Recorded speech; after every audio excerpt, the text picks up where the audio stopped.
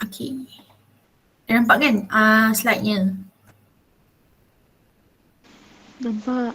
Okay. So now the new chapter 6 nama chapter 6 ni adalah chemical equilibrium. So chemical equilibrium, what do you understand from the term chemical equilibrium? The chemical comes from something, the equilibrium means something. What comes to your mind when you heard about this topic? Chemical equilibrium. Kita nak bayangkan apa sekarang? Reaction. Reactions. The chemical comes from chemical reactions. Obviously, kalau chemistry memang chemical reactions lah kita akan rely on. And then the equilibrium now. Equilibrium tu cakap pasal apa? Sama rata. Sama rata. Sama rata means perlu ke diorang punya value sama?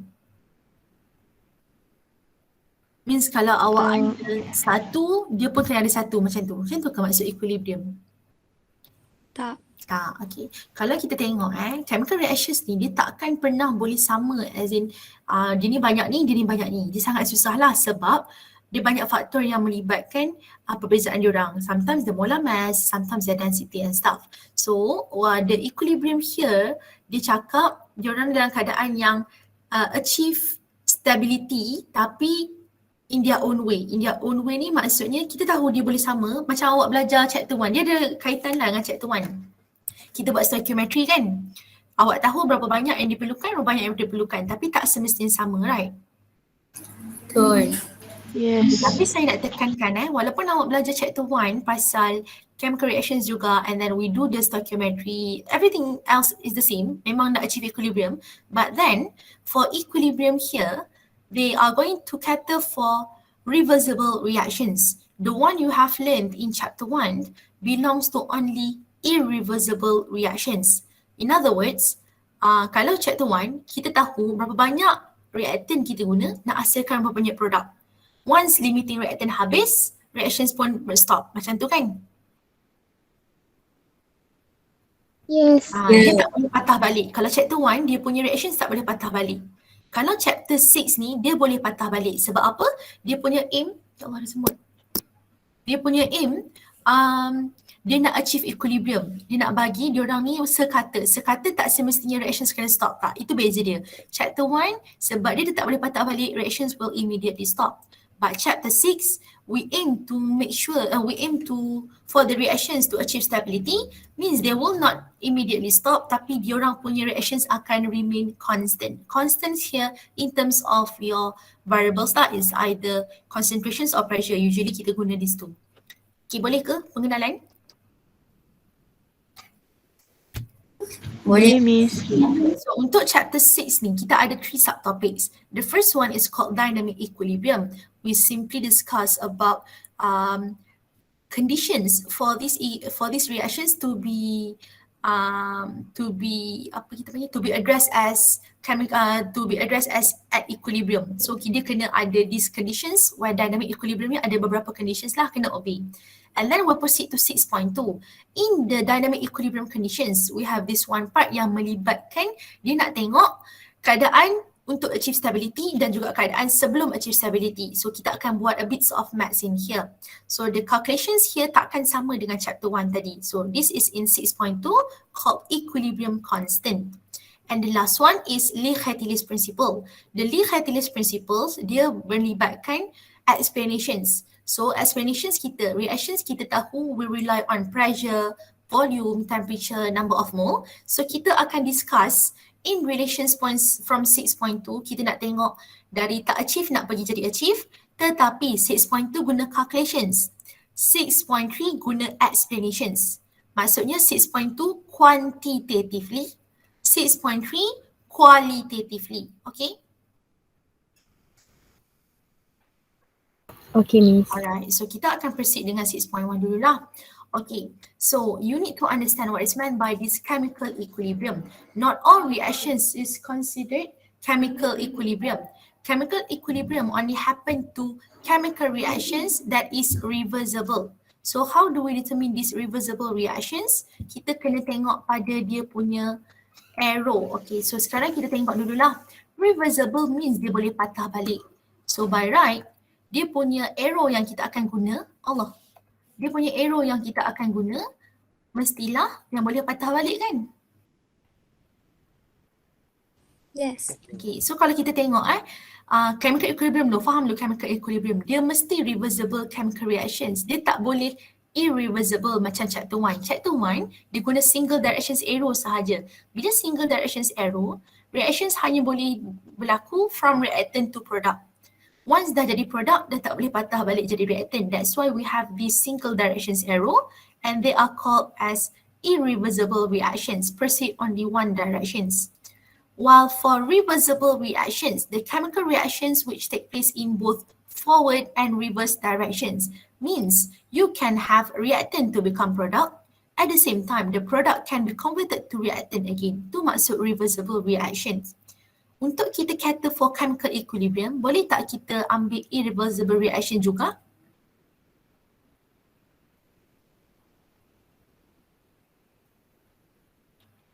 No. Boleh tak? Untuk chemical equilibrium chapter 6 ni, kalau awak tengok definition dia, boleh tak kita cater for irreversible reaction? No. Tak boleh sebab dia dah cakap chemical equilibrium mesti reversible chemical reaction. So kita hanya akan tengok reversible reactions with a reversible arrow. Kenapa reversible arrow? Sebab nak bagi tahu no net change in the amounts of reactant and product occurs kalau dah achieve equilibrium lah. Tapi aim kita sekarang nak belajar apa conditions nak dapatkan disequilibrium. Mestilah untuk dapat disequilibrium dia kena melalui phase yang belum achieve equilibrium kan? Yes. Okay. Right, dan so dah tahu dulu type of reactions, kena be clear. Sebab tu saya mention tadi dari awal, chapter 6 ni kita akan cater for reversible reaction, bukan lagi irreversible yang kita belajar dalam chapter 1. Okay, and then what are the conditions need to be obeyed in order for these reactions to be considered as in dynamic equilibrium? First, tengok pada concentrations. Concentrations of reactant and product. Always bear in mind, in a chemical reactions, the reactants will be on the left hand side while the product going to be on the right hand side despite the directions. Nanti awak akan belajar directions of equilibrium berubah. Kiri always reactant, kanan always product. Itu dia punya highlight dia. And then they will remain unchanged over time. Bila sebut remain unchanged dia bukan stop. Reactions takkan stop. Reactions ni berbeza dengan irreversible reaction, dia stop once dah habis guna. Tapi kalau untuk dynamic equilibrium, dia tak stop, cuma dia tak ada perubahan. Okay, nanti kita akan tengok lebih lagi dalam graph. Apart from concentrations, we're going to look at the rate of reactions. Once the concentrations remain unchanged at certain time, it indicates their rate of reactions for both forward and reverse reactions. Kita belajar tadi, forward reactions means from the left to the right, reactant to become product. Reverse reactions means product to become reactant. So now, at that particular time yang membuatkan diorang punya concentrations remain unchanged, dekat situ kita kata rate of reactions diorang sama. Bila rate of reaction diorang sama lah yang membuatkan diorang boleh patah balik jadi reactant, jadi product.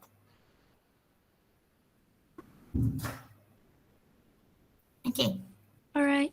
Okay, and the last factor gonna be the reactions quotient. Reactions quotients ni actually, dia adalah a constant yang keepkan the variables yang kita guna tu boleh guna lagi. Dia macam satu reference lah. Okay, nanti awak akan belajar this part reactions quotient ni in the second subtopic called equilibrium constant. So now I want to emphasize the difference between reactions quotients and also K. Kiranya once you have reached this particular time and then we know they remain unchanged for certain time, then the rate gonna be equal to one another. When the rate is equal, dekat situlah kita cakap diorang punya constant dah sama for both non-equilibrium conditions and also equilibrium condition. So Q and K adalah constant tau. Diorang dua constant. Tetapi K adalah constant pada keadaan equilibrium. Q adalah constant pada keadaan bukan equilibrium. Macam mana nak tahu yang dia ni dekat equilibrium conditions or not? Usually the questions will mention at equilibrium. Okay, yang tu semua equilibrium. Kalau disebut initially, at initial concentrations, itu belongs to non-equilibrium conditions, selain daripada equilibrium. Yang ni dalam 6.2 lah kita akan belajar maybe petang ni. Okay. Alright. Okay, Miss. Kena obey these three, barulah kita kata reactions tu adalah dalam keadaan equilibrium, dynamic equilibrium to be specific. So benda ni nampak macam berasingan tetapi diorang ni diorang ni relatable, memang kita akan tengok all at once. So mana nak nampak dia ni semua, kita akan illustrate dia on a graph. Okay, graph yang kita akan guna selalunya dia melibatkan amount and also time lah, sebab we are talking about rate now. Rate akan melibatkan time. As the reactions goes by, kita akan tengok apa yang berubah dari segi variable dia. Usually the concentrations or maybe the amount. So we gonna have this, apa kita panggil ni, y-axis of concentrations against time. So we have this graph of concentrations against time. Okay, let's say the reactions takes place in favor, dia akan favor forward reaction. Forward reaction means from siapa to siapa? Forward. Kita baca kiri ke kanan Kalau forward, where to where? Reactant to product. Reactant is on the left or right hand side?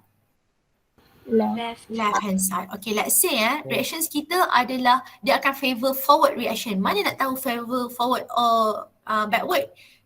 Yang ni kita nak belajar nanti. Okay, so sekarang ni N2O4 gas to become 2NO2 gas. By right, asalnya asalnya kita buat reaction, let's say you want to start with N2O4. Sepatutnya kita dah ada belum this N2O4? The amount of N2O4? Ada. Dah ada. While for the product, kalau kita belum start lagi buat reaction, product dah ada belum? Belum. Belum. That's why kalau these reactions favor forward reactions, you gonna start your N2O4 with an amount here. Tak kisahlah berapa. Ni just illustration saja. Nak bagi tahu kalau kita nak start dengan dia, dia dah ada something dekat sini. While for NO2 sekarang ni dia belum terhasil apa-apa. That's why dia start pada bawah. Tapi dia tak cakap pun kosong ke apa sebab kita tak tahu setiap substance dia punya concentrations berlainan to start with. So what we can do is macam mana kita nak bezakan diorang yang ada tak ada, start dari atas, start dari bawah, macam tu je lah. Dia not that specific point unless dia bagi tahu. Tapi usually tak bagi tahu sebab awak just kena tahu macam mana trend dia sahaja by guna graph. Sometimes they can be asked in UPS questions, dia just bagi awak ini, dia minta awak keluarkan statement. Contohlah. Okay, so boleh faham ke kenapa dia start pada atas, start pada bawah? Ni kalau saya kata favor forward reaction. Faham. Okay, faham So kalau kita start dengan dia, kita akan dekat atas, kita belum ada dia ni, asalnya belum, so dia start pada bawah. Okay, so reactions akan berlaku bila kita ada progress in time. Okay, bila kita progress in time, adakah dia punya amount akan remain unchanged dari awal?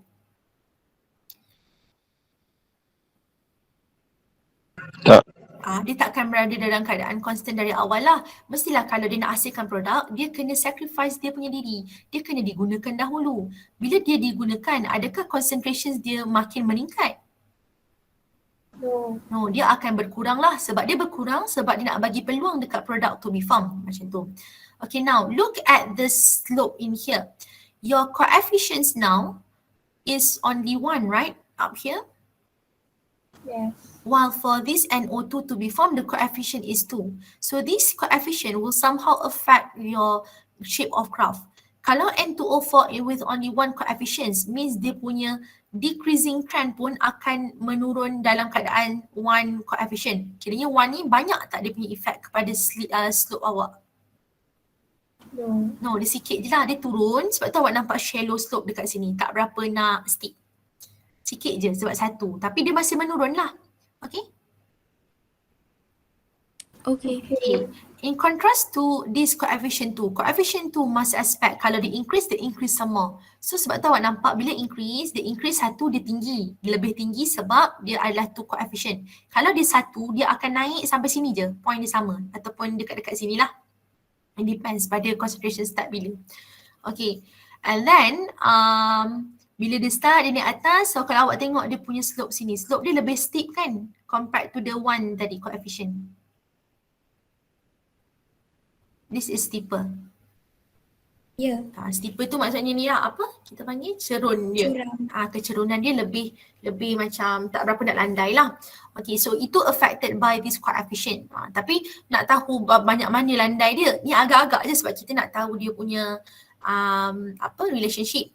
Okay, if you look here, So kita tahulah rate is equilibrium is in dynamic equilibrium. Satu, sebab hint dia bagi, ini adalah reversible reactions, and then as time goes by, dia punya concentration decreases and the product increases. Okay, and then at that particular time tadi dia cakap over a time dia constant. Dekat mana dia nak constant? Let's say kita ada this T1. T1 ni adalah a time where both concentrations and also concentrations of reactant and product will remain unchanged. Start pada point ni, concentration dia not necessarily the same, but then dia akan remain unchanged. So awak akan nampak zero gradient dekat sini. Zero gradient ni maksudnya dia flat sahaja. Tadi kita cakap kalau irreversible reaction dia stop dekat situ, maksudnya reaction stop kan? Yes. Tapi ni sekarang dia flat je, reaction stop tak? Tak. Tak, sebab dia masih melibatkan time kan. Tetapi apa yang ada kat sini, kalau dia flat ni maksudnya concentration dia orang sama Constant. atau Sama. tak berubah? Kita betul nak tahu. Tak berubah. Tak berubah. Diorang tak sama tau, tengok ni. Concentration dia tinggi, concentration dia rendah. Tapi diorang tak berubah. Tu maksudnya dia remain unchanged but not necessarily the same. Okay, itu okay. Okay. Okay. Okay, in terms of their rate, reactions forward and also backward, starting from this point jugalah dia akan bagi tahu sebab dia dah remain unchanged. So their rate now will be equal. Start pada time ni, dia dah boleh bertukar jadi produk, jadi reactant balik. Reactant jadi produk balik, okay? Okay. Okay, and lastly, apa benda Q dengan K tadi? Sepanjang yang kita buat tadi, sepanjang yang sebelum dia achieve this time T1, diorang punya reactions quotient means at non-equilibrium dengan at equilibrium conditions tak sama. Once dia dah reach this point, diorang punya reaction quotient yang at non-equilibrium dan juga equilibrium conditions akan sama. Everything starts from this T1 at that particular time yang merubahkan diorang ni jadi equilibrium. Okay, Miss. Alright, itu dia punya general idea lah. Tapi dia banyak je case. Sometimes dia start dengan N2O4, sometimes dia start dengan NO2. So apa yang akan berubah dekat sini, dekat graf awak. Bacaan dia lebih kurang je. Start pada T1, memang semua akan remain unchanged lah. Bezanya nanti awak punya graf tu nak tengok coefficient dia. Okay, ini adalah concentrations against time. Tapi contohnya awak kena hati-hati kena tengok y-axis dia apa. Kalau kita ada graf rate against time, we are talking about rate lah. Kita tahu rate diorang akan sama. That's why even if you have reactions forward and reverse, kita akan ada satu intersection point yang di mana dua-dua pun lies on this point. Diorang kata equal rate sebab dia sekarang rate against time. Yang tadi concentrations against time. Okay, hati-hati dengan y-axis and x-axis ni. Kalau rate ni means a difference in concentrations over difference in time. So dah dapat rate. Kita tahu at T1, diorang punya rate akan start sama. Sebab itulah diorang berjumpa kat sini. Kalau yang concentration tadi, dia tak berjumpa. Tapi kita tahu tak dia dah equal? Tahu. Dah tahu. So kena hati-hati, yang tu je lah saya nak tekankan. Alright. Alright, habis ya. Now, kita tadi cakap pasal reaction quotient. Reaction quotient ni dia adalah terhasil daripada law of mass of action. Law of mass of action states, okay, for a reversible reaction, apa-apa pun make sure ada reversible reaction dahulu. Dia bukan any reactions. Okay, for a reversible reaction and usually they are at equilibrium denoted by this arrow and at a constant temperature. Constant temperature is necessary lah untuk reactions ni berlaku. Dia kena stabil.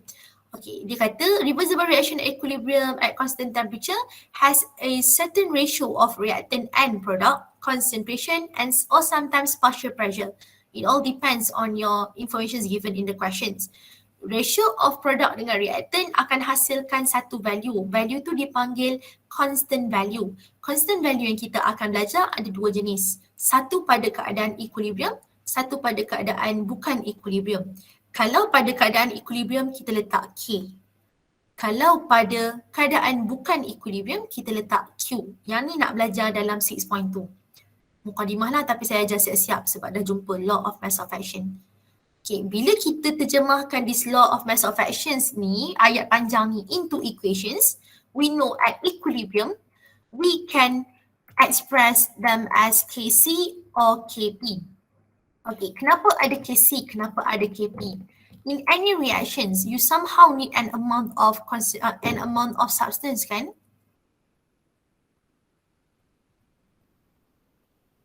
Yes. Yes, tak kisahlah solid, liquid ke gas ke apa, mesti ada certain amount. So amount ni usually be represented in terms of concentrations or partial pressure. Tu maksud dia. Sebab tu dia boleh ada Kc or Kp. Again, saya nak tanya, K ni apa tadi? Equilibrium. Bukan. K bukan equilibrium. K adalah Constant. constant. K adalah constant pada keadaan. Equilibrium. Kalau saya tanya Q, Q tu apa? In equilibrium. Constant. Constant pada keadaan. Not Not equilibrium. equilibrium. Yes, awak kena clear benda ni. Kalau tak clear benda ni sampai sudah awak tak boleh buat. Okay, K and Q are basically constant. Yang ni saya tekankan pada third factor in dynamic equilibrium. Tetapi K adalah simbol constant pada equilibrium. Q adalah constant pada bukan equilibrium. Pada bukan equilibrium kalau dia tak cakap at equilibrium lah. Okay, kenapa kena tahu benda ni? Sebab both constant K and Q, expression dia sama. Okay, expression dia sama. Dia akan guna law of mass of action juga. Bezanya dia orang punya condition. Okay. So now, how are we going to express this expression? Okay, macam nak tulis expression ni. First, kena tengok awak punya balance chemical equations. Tak balance, tak boleh buat. Okay, itu first thing. Balance chemical equation dahulu. Make sure dia reversible reaction lah. And then the ratio now happens between reactants and, product against concentration. So kat sini kalau perasan, product dekat atas, NO2, reactant dekat bawah. Okay, dia dah ada concentration now. But then where this 2 comes from, 2 ni adalah power. So these concentrations raised to some power. Your power will rely on your coefficients on the balanced chemical equations. Boleh? Boleh. So kena hati-hatilah dengan balance ke tak. Sebab kalau tak ada balance ni, masuk value memang salah sebab tak ada power. Selalunya nak silap dekat mana? Tak ada power. Okay, so kita tengok power dia sekarang is 2 and then kita masukkanlah and then NO dengan O2. And then satu lagi, awak sekarang belajar dalam 6.1, kita tahu semua ni adalah same phase. So kita panggil homogeneous lah. Saya cover lagi in 6.2. Homogeneous kalau semua phase sama. Kalau awak ada solid, awak ada gas, kita panggil heterogeneous. Your expressions will only include the one in gases or aqueous phase. Gases and aqueous only. What about solid and liquid? Will they be considered in your Kc or Kp expressions?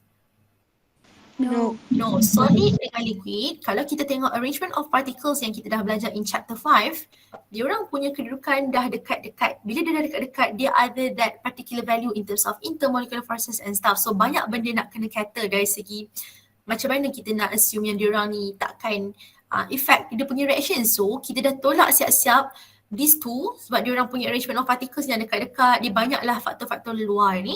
So kita kata solid and liquid dia orang dah ada constant sendiri. Dah tak perlu dah nak rely on one another. Dia dah stabil as it is. Jadi sebab tu kita hanya ambil gas dengan aqueous state. Kalau tengokkan gas punya particles arrangement, dia orang very far apart, right? Yes. Dia very far apart, dia tak ada tendency untuk kacau pun reactions tu. Kita assume everything is negligible. The intermolecular forces, the volume yang kita dah belajar in chapter 5 last time. So sebab itulah kena hati-hati. Yang boleh masuk dalam expression ni hanyalah gas or aqueous phase, itu satu. And then kena make sure dah ada balance chemical equations. And satu lagi, mesti product against reactant. Bukannya reactant atas, product bawah.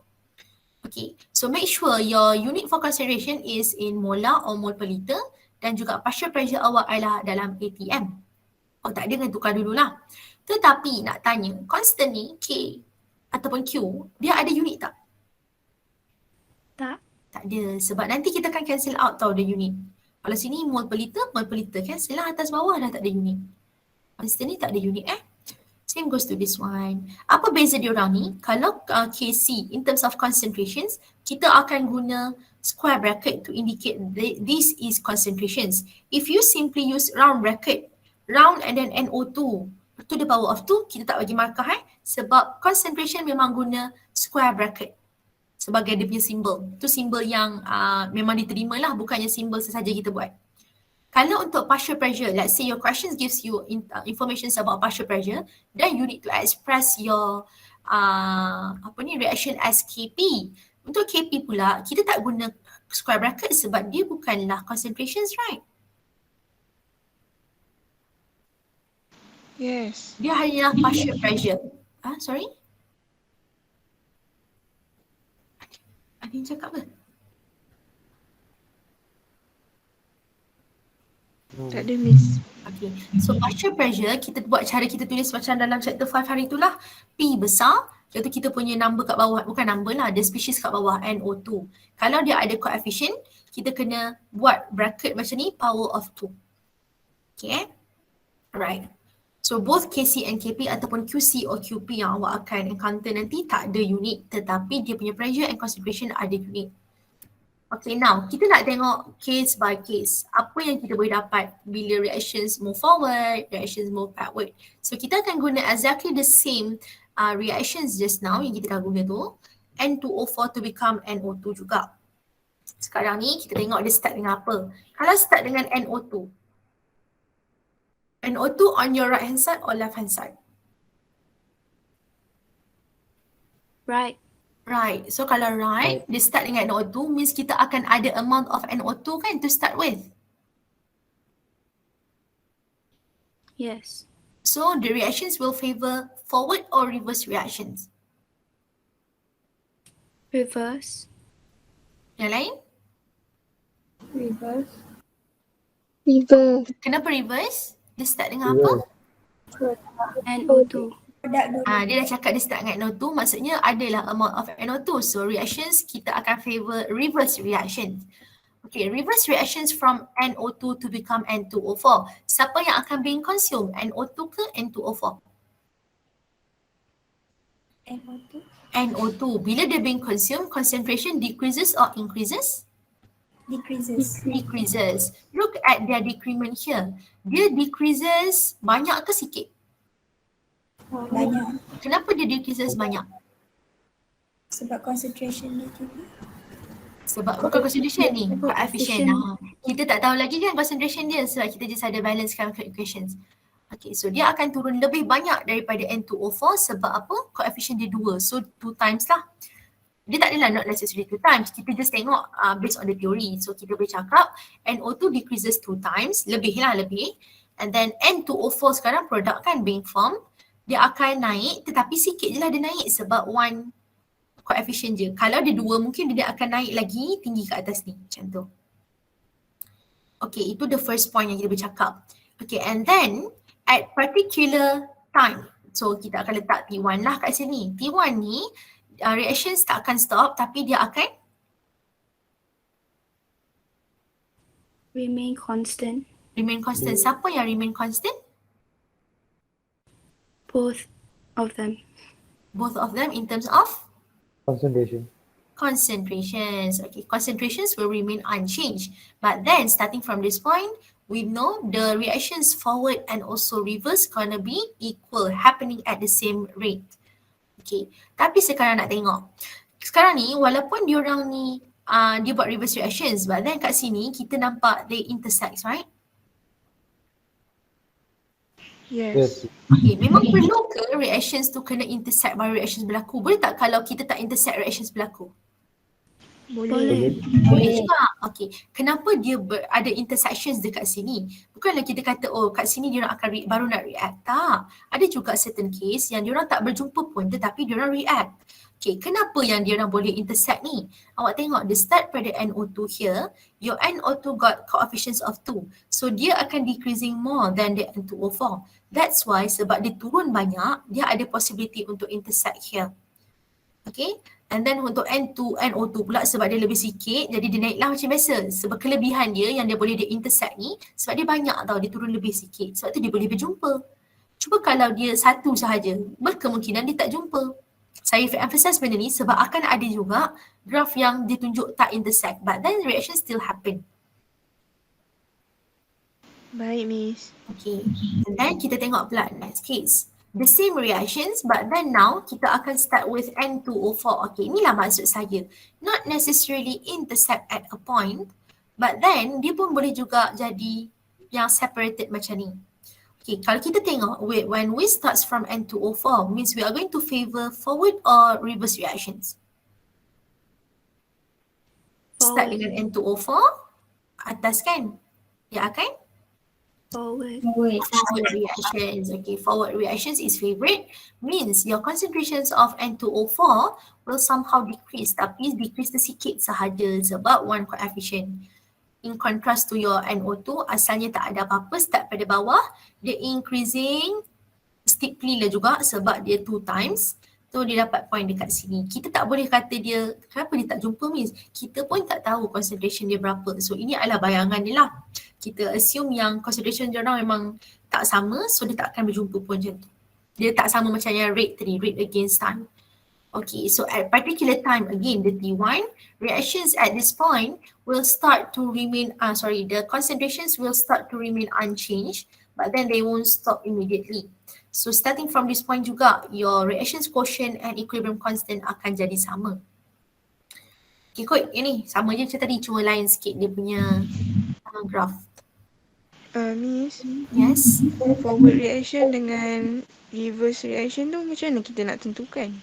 Okay, sekarang ni yang awak tengah belajar ni belum melibatkan calculation lagi. Jadi kalau forward reaction, tengoklah dia bagi tahu start dengan apa. Tapi nanti awak nak belajar dalam 6.2, nanti sebelum kelas petang ni awak tengok dulu. Sebelum nak belajar 6.2 tu, nanti awak akan buat calculation tau. Dari calculation tu yang awak akan tentukan diorang akan move forward or move backward. Okay, Miss. Macam nak tahu siapa yang favor, kalau nanti start from 6.2 kita akan tengok value ni. Q dengan K, siapa lebih banyak, siapa lebih sikit. Okay, Miss. Untuk sekarang ni sebab saya cakap dia start from where to where, kita sebab itulah kita kata reactions is forward or reverse. Tapi nanti bila 6.2 guna number. Miss, Yes?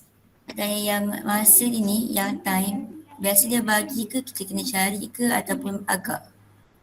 Okay, dia selalunya tak ada pun, calculations yang awak akan belajar dalam chapter ni tak ada pun specific time ke apa.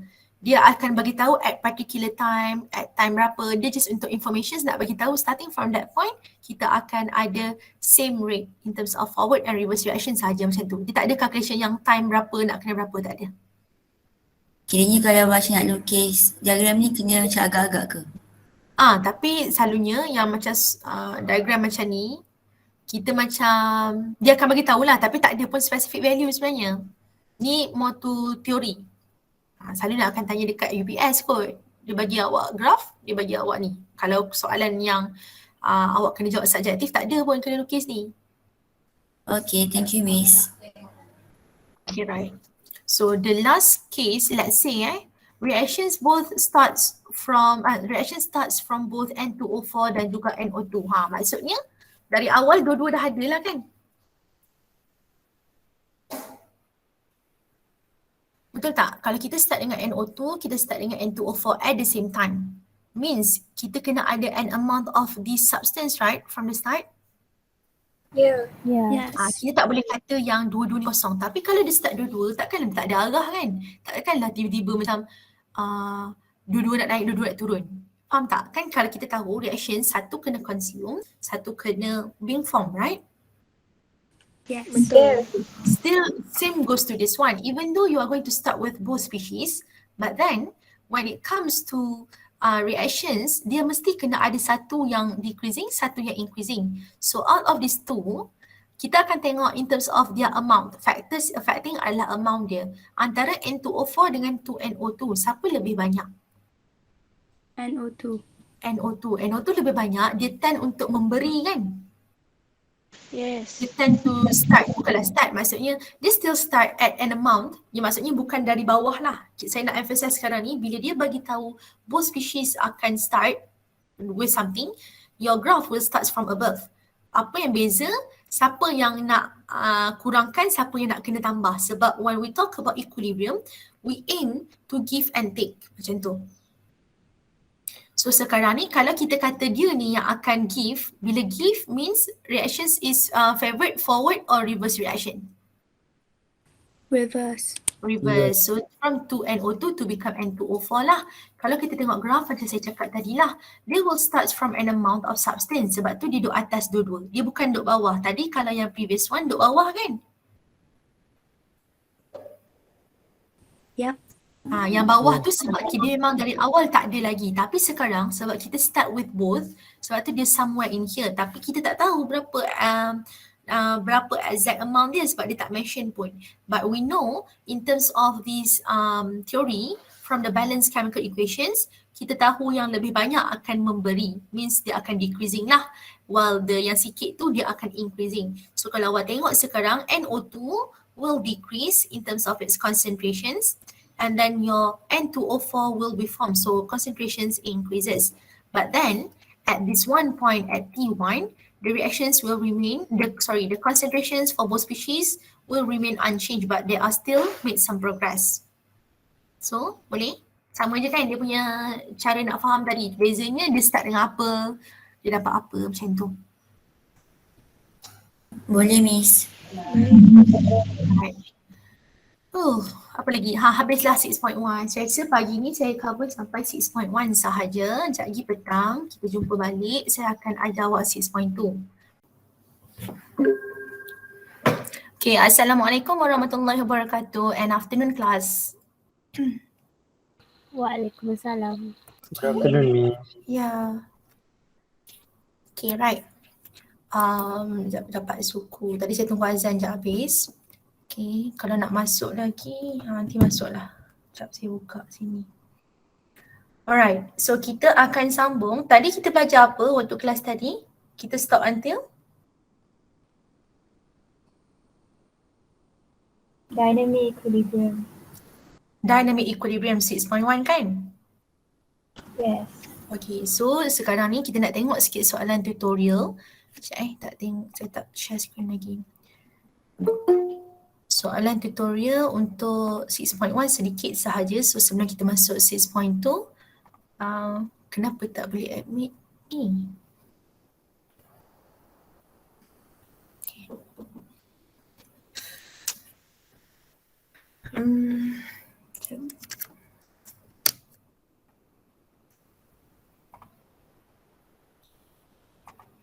Okay, we'll first look at the tutorial questions regarding 6.1. Okay, the tutorial questions will cover starting from week 14 hour 3 tutorial. So the learning objectives is basically to explain all the terms yang kita dah belajar tadi. So dynamic equilibrium tu adalah conditions where the chemical equilibrium is achieved. So kita nak tahu dari segi apa. Okay, ada 3 conditions tadi. The first one in terms of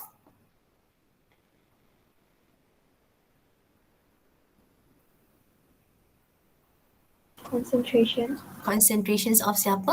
Dalam satu chemical reaction ada apa dalam satu chemical reaction tu? Reactant and product. Reactant and product. Adakah reactant dengan product punya concentrations akan sama bila dia achieve equilibrium? Tak. Dia tak semestinya sama, tetapi dia akan Constant. constant. Dia tak stop Kalau kita belajar dalam chapter 1, dia akan immediately stop dan juga reaction dah tak berlaku dah. Tapi kalau dalam chapter 6 ni, kita nak tengok yang dia boleh patah balik jadi reactant. Okay. So apa lagi yang perlu bila kita sebut equilibrium? Reactions tu adalah reversible or irreversible? Reversible. Reversible. Okay, so we know for the reversible reactions, the concentrations of reactant and also product will remain unchanged over time. So bila dia remain unchanged means dia punya rate pun akan equal to one another. Equal here means rate je lah, bukannya amount. So forward reaction dengan reverse pun sama. Itu yang dynamic equilibrium cakap. And the last one, they rely on the law of mass of actions yang dia cakap tentang the equilibrium constant dan juga reactions quotient.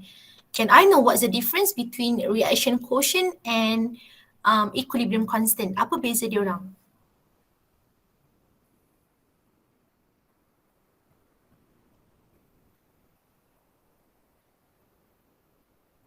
Reaction quotient is before the reaction. Apa ni? Reaction quotient is before the reaction, Before reactions. before they reach equilibrium. Or before they reach equilibrium. Means dia ni adalah reactions tapi dia berlaku at non-equilibrium conditions lah kan? Yeah. Ya, kalau once kita buat reaction, kita nak achieve equilibrium. So, kena bear in mind, reactions quotient and equilibrium constants are both constant. Cara nak express dia sama, kita akan buat product over reactants, either concentrations or partial pressure depending on the questions, dia bagi info tentang siapa. Tetapi, beza diorang berlaku pada conditions macam mana, equilibrium or not. Okay, so QC or KC lah. Yang tu kita nak belajar sekejap lagi, 6.2. Okay, so now kita nak tengok the tutorial questions. You need to know how to explain these following terms. So reversible reaction, cakaplah yang product dan juga reactant tu, reactions ni berlaku two directions kan. Dia boleh forward dan juga reverse. Okay, yang itulah reversible reaction. Dynamic equilibrium, awak kena cakap bukan pasal 3 factors tu. Dynamic equilibrium ni yang kita bagi tahu yang condition in which forward or reverse reactions occurring at equal rate. Dia dynamic equilibrium punya definition lain sikit lah dengan conditions to achieve dynamic equilibrium. Okay, dia just a condition yang melibatkan 3 benda tadi. Okay, and then the law of mass of actions is basically how do you express your QC or KC. So law of mass of action ni dia fokus pada equilibrium constant lah. We know we have ratio of reactant and also product. And then they got their own constant. Their constant tu adalah dinamakan equilibrium constant. Itu kalau at equilibrium. Kalau at non-equilibrium condition, kita panggil dia Q. Tapi cara untuk express dia sama sahaja. Okay, then state 2 characteristic of a dynamic equilibrium. Tadi kita belajar ada berapa karakteristik untuk dynamic equilibrium?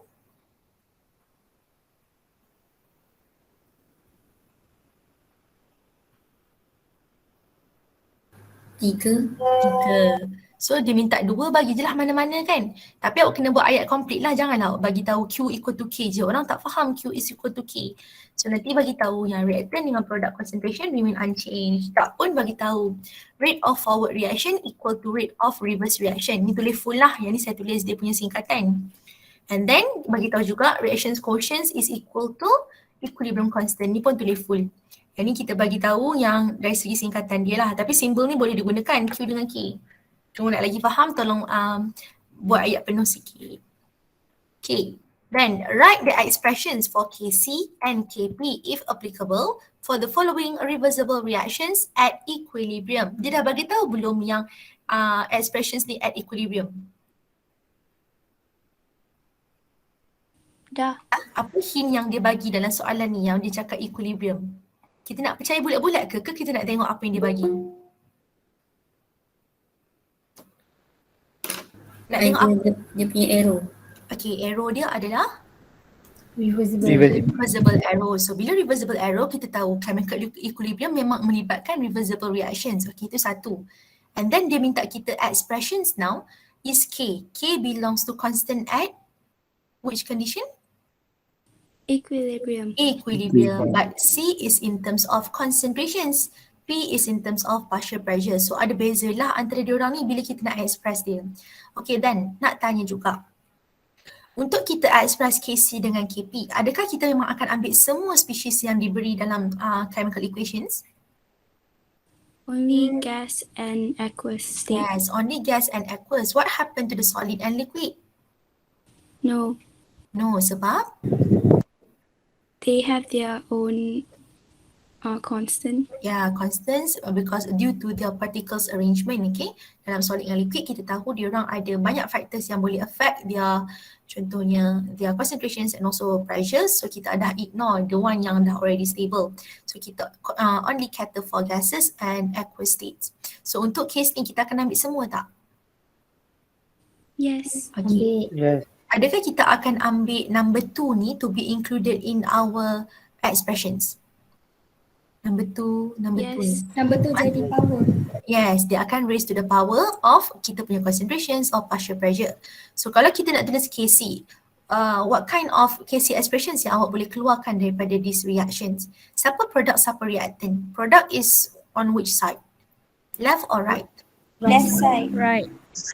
Right or left? Product right. Product always right, okay? Always right. Tak kisahlah nanti nak belajar bila directions berubah pun, belah kanan asalnya kalau dah bagi belah kanan, memang dia product. Belah kiri adalah reactant. Okay, so your product will be the nominator di atas. So, in terms of KC, kita akan ada concentrations of NO2 raised to the power of 2. 2. And then kita untuk reactant akan jadi denominator. Now you have the relationship plus. Adakah nanti bila jadi denominator, kita akan plus juga? Tak. Kita akan multiplykan dia. So we have NO raised to the power of 2, concentrations of O2 raised to the power of 1. Can I know what kind of symbol can we use to indicate concentrations? Adakah nak tulis penuh? Concentration NO, concentrations O2. Bracket jenis macam mana? Square bracket. Okay, ingat square bracket. Square bracket kita guna bila nak tulis species sahaja. Once dah buat substitution, tukar jadi round bracket. Okay, so kita akan dapat macam ni lah. What about your KP? Sekarang ni kita bercakap tentang gas kan? Gas ada tak pressure? Ada. Sebab tu dia kata if applicable lah. So tengok juga gas. So gas boleh lah ada pressure. Untuk KP, sama tak expression dia macam KC? Cara nak express. A bit. Okay. Dia dari segi susunan sama kan? Yes. Apa yang berbeza? Bracket. Apa? Bracket. Bracket. Ada lagi tak bracket kalau KP? Ada. Ada bracket ke? P, pressure, partial pressure. Ingat balik awak buat chapter 5. Bracket, I mean square bracket. Square bracket memang dia indicates concentrations. Adakah kita nak guna lagi di square bracket dalam KP? No. Tak guna dah. Kita guna juga bracket tapi bracket tu adalah round bracket macam ni. Tapi species dia samalah since kita got only gaseous state in here. So masukkan balik sama sahaja. Apakah unit concentrations yang boleh kita guna untuk masuk dalam KC? Molar ataupun mol per liter ataupun mol per decimeter cubic, benda yang samalah. What about KP pula? P kita, partial pressure must be in ATM. You first change it from anything yang dia bagi, contoh mmHg ke, torr ke, pascal ke, kilopascal ke, tukar jadi ATM dulu. Okay, tengok conversions dia. So baru boleh masuk. Lastly, KC and KP, they gonna have unit or not? No, nanti cancel out the unit. Okay, settle untuk buat expression. Now bolehlah kita masuk 6.2. So 6.2, nama dia equilibrium constant. So from the dynamic equilibrium conditions yang awak belajar 3 tadi, this equilibrium constant referring to the third factors there, the third conditions where they talk about reaction quotient. But then reaction quotients kita denote sebagai Q and they happen at non-equilibrium conditions. But equilibrium constant is a constant just like the Q, but then kita denote dia sebagai K. Okay, yang awak buat tadi lah sama je sebenarnya KC, KP. Cuma tadi kita just kata QC, KC, QP, KP in terms of graph. Kita nak tahu dia punya relationship. Now kita akan guna dalam calculations. Okay, again nak ingatkan sekali lagi. Chapter 1 kita cari limiting reactant, kita cari mass of product and stuff. Untuk case ni kita dah tak guna dah benda tu. Okay, calculations kita dah totally different due to the chemical reactions yang kita nak cater is no longer irreversible. Bila sebut chemical equilibrium, kita akan guna reversible reactions.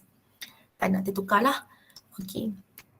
Now, there will be 2 types of equilibrium. Kenapa 2 types of equilibrium? Because sometimes in a reactions, kita akan involve the same phases like this. Kita ada same phases, gas, and also gas. So semua ni kalau same phase, kita panggil dia homogeneous equilibrium. And then ada juga reactions yang akan melibatkan heterogeneous equilibrium. Hetero means different. Apa yang different? The phase. Phase of siapa? Tengoklah reactant or product. Kalau bercampur, sini ada solid, ada gas. Maksudnya ini adalah heterogeneous equilibrium. Homo and hetero. Homogeneous, heterogeneous. Apa beza? Phase diorang sama, phase diorang lain. Tetapi ada tak sini reversible arrow? Ada. Sebab itulah diorang equilibrium. Bukan sahaja homogeneous reaction lah. Dia equilibrium kita panggil sebab reversible ni. Okay, so ada dua jenis ni lah. And dalam awak punya case ni pun memang akan ada juga yang melibatkan different phases. Dia not only single phases like this. Jadi kena hati-hati. Starting from chapter 5 actually, dah memang kena tulis phase. Okay, kena tulis phase dia. Tak ada phase, hilang markah untuk chemical reactions. Right. So now, ulang dia balik tadi lah. Kc and Kp expression sama macam awak buat tadi based on law of mass of action. But now you're given heterogeneous or homogeneous equilibrium?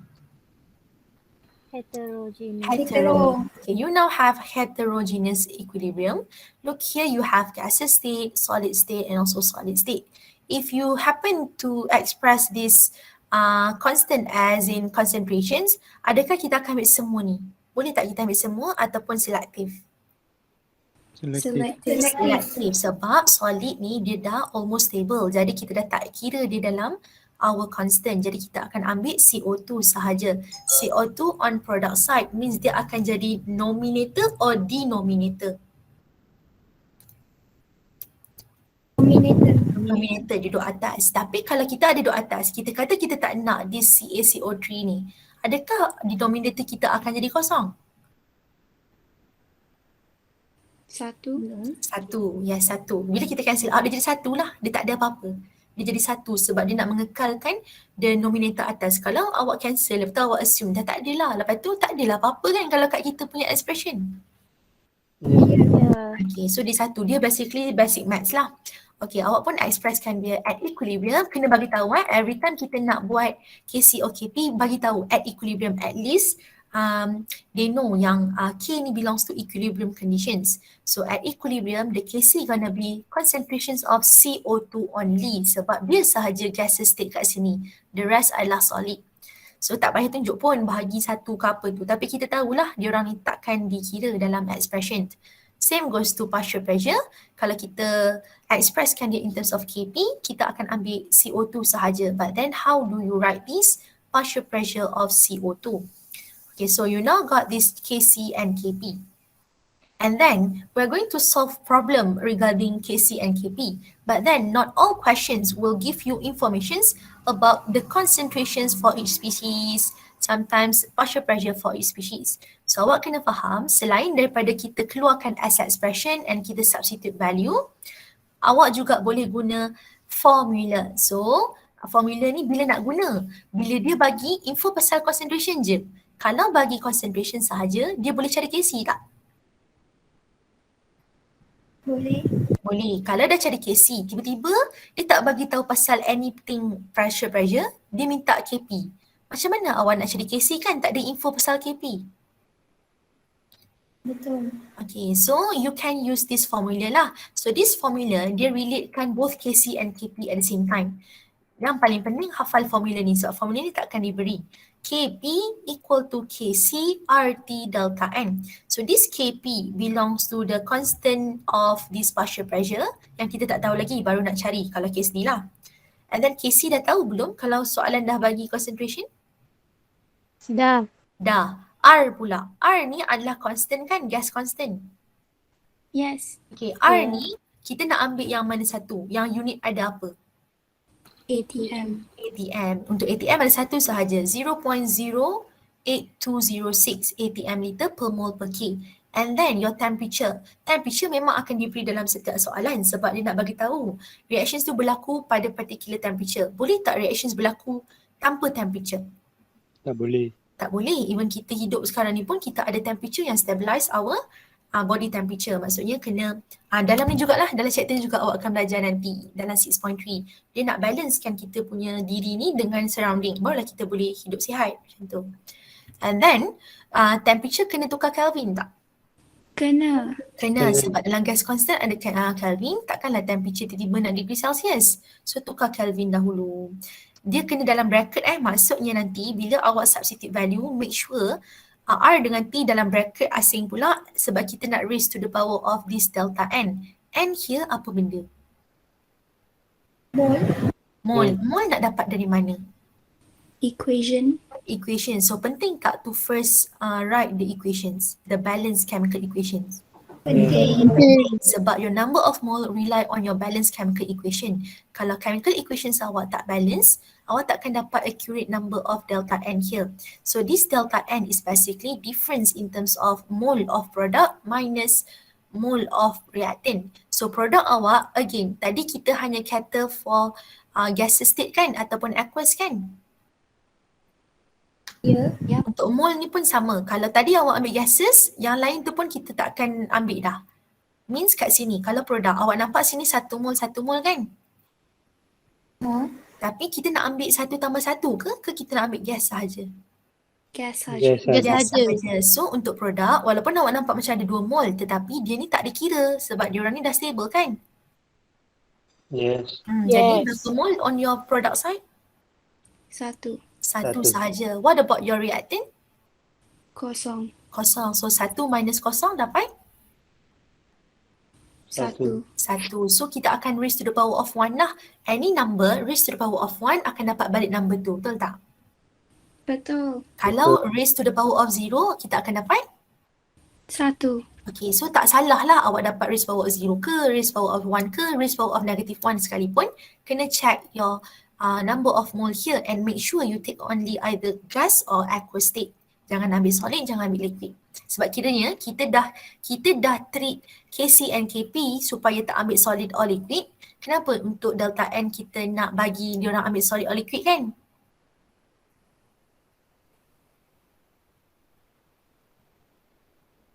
Yes. Okay. Now, kita tengok sikitlah soalan supaya awak tak lupa panjang sikit. Okay, the equilibrium concentrations for the reactions between carbon monoxide CO and molecular chlorine Cl2 to form CoCl2 at 74 degrees C are 0.012 molar, 0.054 molar and 0.14 molar. So semua concentrations yang diberi ni, dia dalam keadaan equilibrium or non-equilibrium? Equilibrium dah. So kita tahulah diorang ni adalah at equilibrium state. And then dia minta kita calculate. Calculate maksudnya nak number. Calculate the equilibrium constants Kc and Kp.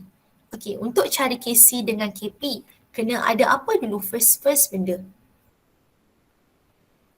Chemical equation. Chemical equation dahulu. Dia dah bagi belum chemical equations dalam ni? Belum. Belum. Tapi dia dah bagi tahu belum apa react dengan apa nak dapat apa. Ada. Yes. Boleh tak kita keluarkan sendiri?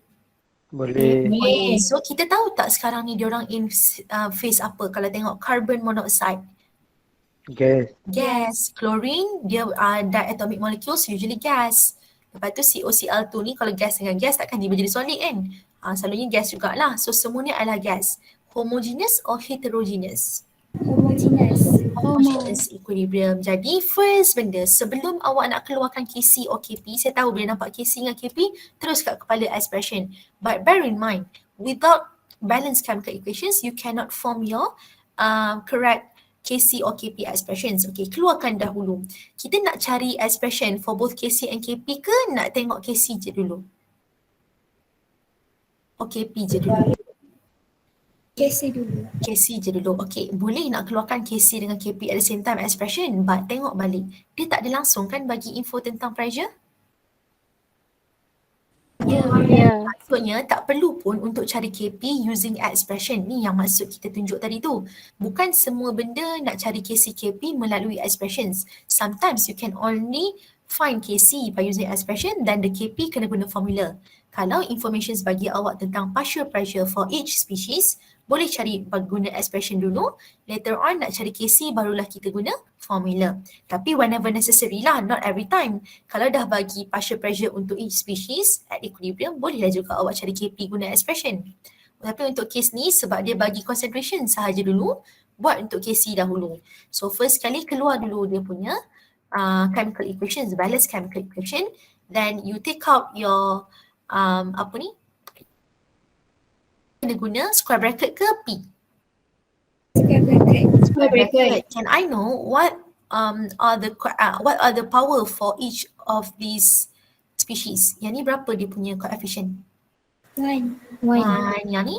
One. So semua one kan? Kalau one, tak tulis pun tak apa. Boleh biarkan je lah sebab kita tahu bila dia tak tulis maksudnya dia ada bilangan satu lah. Okay, so kita pun tulis Kc concentrations of COCl2 divided by concentrations of CO times with concentration Cl2. Can you substitute the value to find the value of Kc? Yes. Boleh. So kita dah tahu COCl2 kita ada 0.14. Bila substitute value tukar. Jangan guna square bracket, guna round bracket. So 0.14 ni pun kena hati-hati. Kadang-kadang awak silap masuk value. Awak nampak just because COCl2 dulu, dia tahu ambil nombor yang pertama. Awak tak perasan pun ni CO punya. Kalau tertukar tu silap tau. Unless kalau bawah ni terbalik tak apalah sebab dia orang masih di bawah. Dan diorang adalah darab. Tapi hati-hati juga, kadang-kadang ada power. So power tak sama, value lain masuk, jawapan akhir salah. Okay, 0.012 here belongs to CO. 0.054 belongs to the Cl2. So once kita calculate in our calculator, we'll get 216.05. Okay, so 216.05, we got no unit in here because this is just a constant. So Kc kita dah jumpa. Kp tadi kita kata nak guna apa? Formula. Apa formula tadi? Cuba recall balik. Kp equals to Kc times RT power n. Power of n. Okay, delta n. Okay, delta n. Okay, so now Kp is equal to Kc RT delta n. Kc dah tahu. R dah tahu. Temperature tadi berapa dia bagi? 74. 74. So tambah 273.15 nak tukar jadi Kelvin.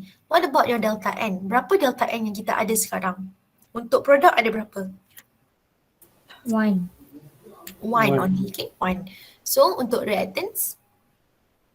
2. 1 minus 2? Negative 1. Negative 1. So bila kita tekan calculator, nanti dapatlah value ni 7.58. Okay. So Kp dah dapat, Kc dah dapat. Dah jawab belum semua soalan? Dah. So bolehlah dapat markah. Kalau markah macam ni, tadi mungkin dapat 2, ni dapat 2. So dah dapat 4 markah. Sometimes 5. Okay. Next one. Right, so tadi kita cakap problem solving regarding equilibrium quantities sahaja. So far kita duk cater for equilibrium quantities, kan? Yes. Okay, but then equilibrium quantities kita hanya berdapat once equilibrium is achieved. What if kita belum dapat equilibrium? Kita baru nak dapatkan equilibrium. So awak juga kena tengok akan ada soalan yang bagi informations at non-equilibrium conditions. In other words, sometimes dia guna initial quantities. Dia boleh kata initially berapa banyak gases yang dimasukkan dalam ni. Lepas tu towards the end reactions berlaku. So barulah achieve equilibrium. So tu maksud dia lah. So kita akan ada two cases. If you are given equilibrium quantities from the starts, usually the questions will ask you either to find Kp or Kc.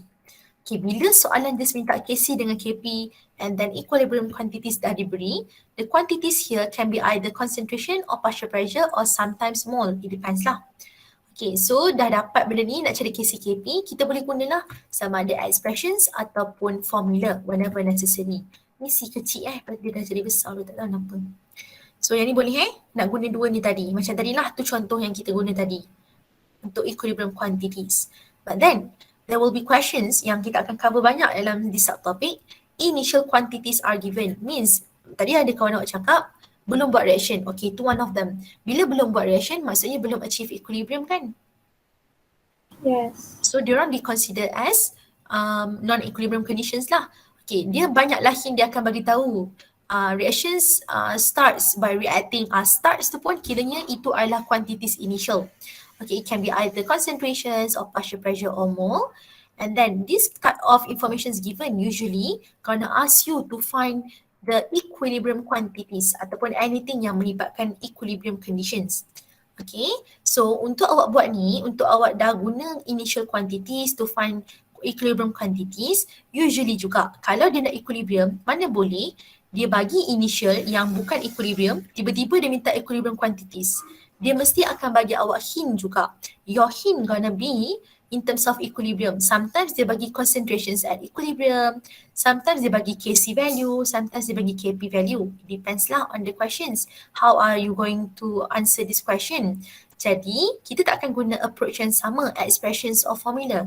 Kita akan guna table reactions. The table reactions is called ICE table, ICE table.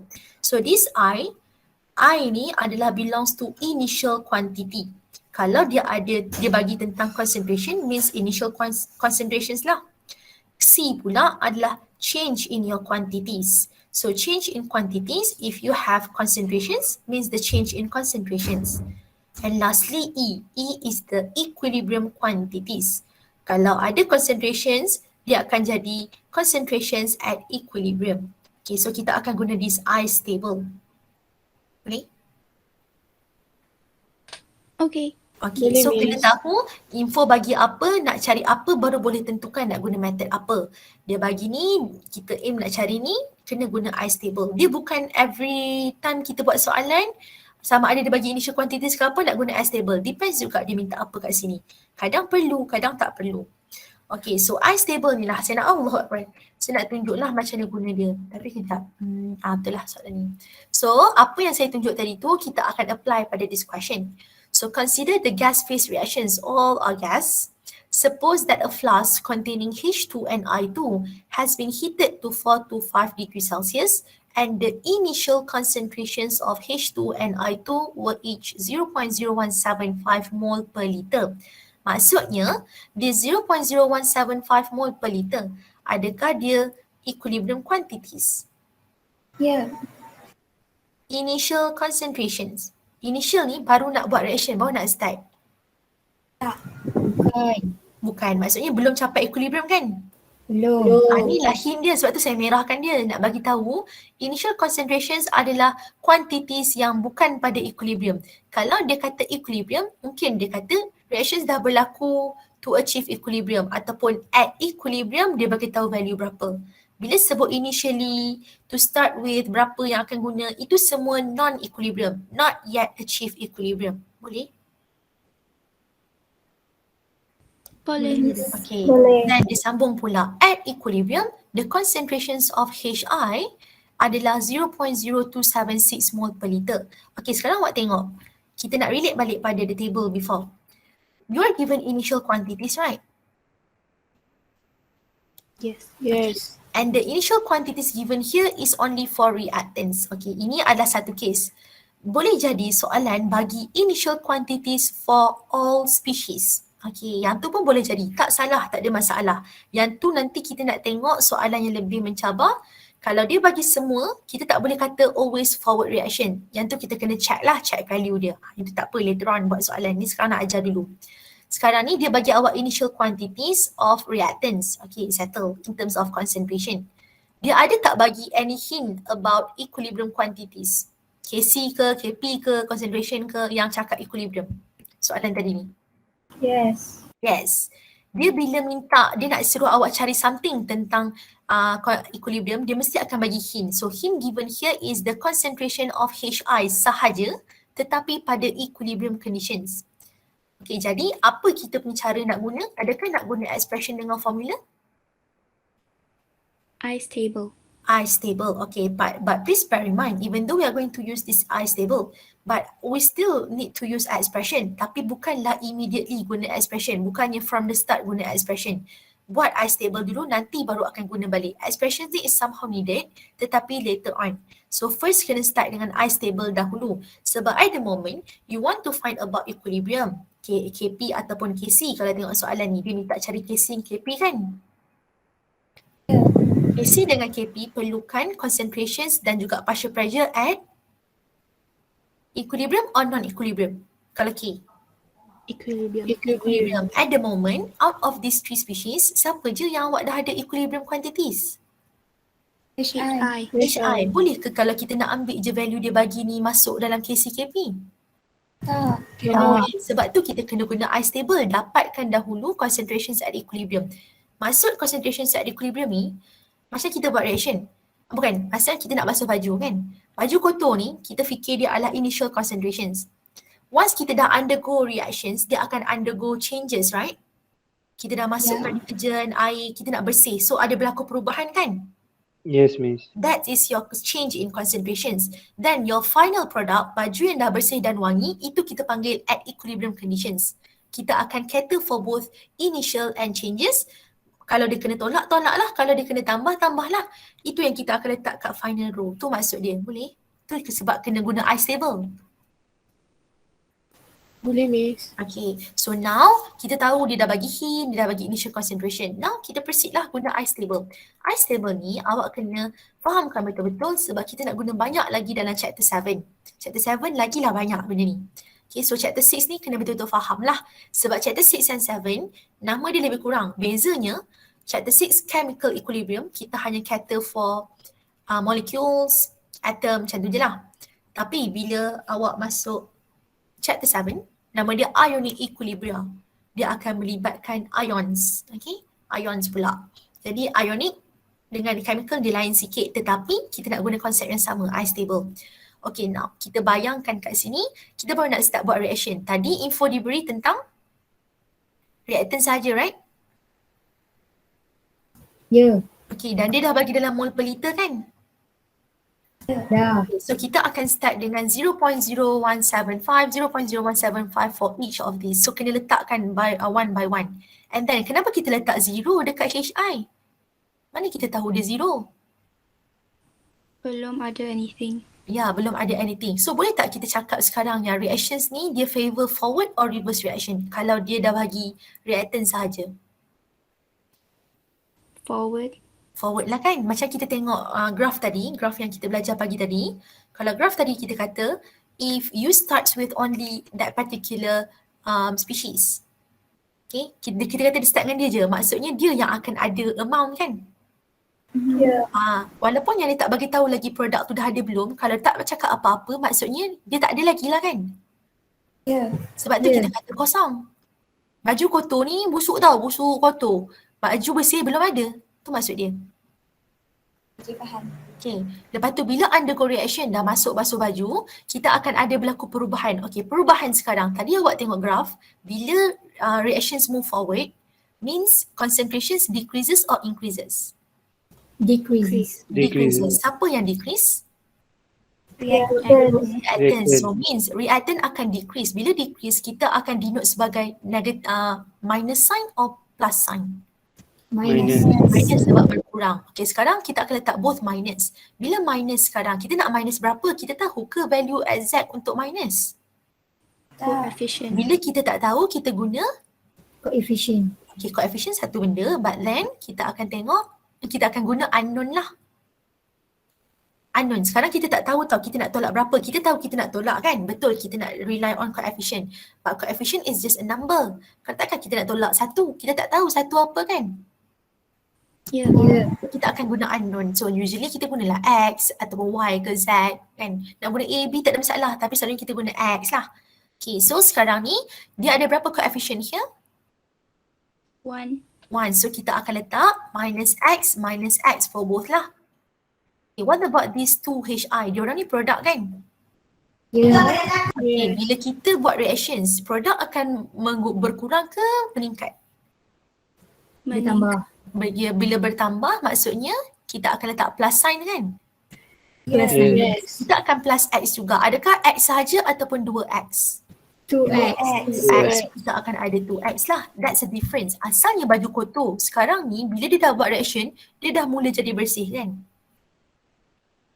Betul. Baju kotor dah berkurang, baju bersih dah bertambah. Contoh dia. Okay, last kali. In quantities at equilibrium, maksudnya concentration awak at equilibrium, kita akan total up these two. Kalau ni tolak, tolaklah dia. Kalau ni tolak, tolaklah dia. Kalau dia tambah, tambahlah dia. So, this is the conclusions lah. Equilibrium quantities akan cater for both difference in terms of initial and also the changes here. Kita sekalikan. Okay? Madam, Yes? yang X tu kita tak payah letak X, Y, Z letak yang sama. Tak sama, yes. Oh, kenapa? Letak sama sebab dia now belong to satu reactions. Kita nak cari constant yang rely on one unknown je lah. Kalau kita letak banyak, nanti banyak benda kita nak cari. Oh, okay. Kalau you letak X, Y, Z kan. Lepas tu contoh, you ada info sekejap gini, kita nak buat ni lah. Kita kan ada info concentrations at equilibrium for HI kan. Kalau you letak sini Z, tiba-tiba contoh you letak X, tapi sini Y dengan Z. Kita nak beritahu X is equal to Y is equal to Z pula kan. Sebab tu kita guna one unknown je. Okay. Betul ke faham tu? Macam bunyi tak faham je. Macam mereka berubah dalam range rate yang sama. Sebab satu lagi, kita kan reactions ni berlaku dalam conditions yang sama. Sebab tu kita treat as the same unknown. Okay. Okay, right Okay, so sebab tu kita guna sama lah. Kalau awak nak guna Y, gunalah Y semua. Kalau nak guna Z, Z lah semua. Tapi saya suka awak guna sama lah, guna X So awak dah dapat ni. And then, kalau dia nak minta awak cari pasal equilibrium tadi, equilibrium quantities, tak kisahlah KC ke KP ke anything, dia mesti akan bagi satu hint.